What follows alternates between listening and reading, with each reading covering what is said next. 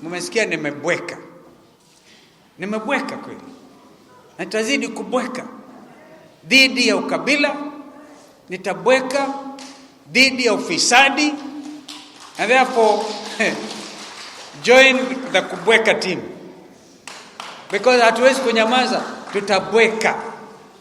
tutabweka, and there can be so righteous bwekering.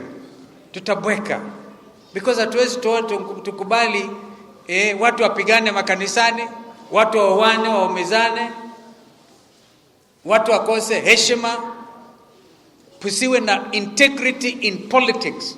That was the most important conclusion of this conference. If you have breach of trust, ni kama mke na bwana wakikosana and you find your partner in the act, caught in the act, inakuwa breach of trust mbaya sana. We are trying to see going forward kama viongozi wa Kenya hii, and I want to be there and I want to be held on account. What I say is what I will leave tomorrow. Siwezi nikasema maneno leo hapa na kesho nigeuke niseme mengine.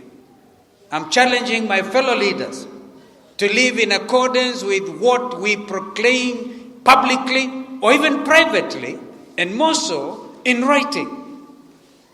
Yani ukiandika sahihi yako mahali useme hii ni coalition agreement kama ya NASA, coalition agreement ya Jubilee na wale wengine, then you live by that, particularly where there's a written commitment.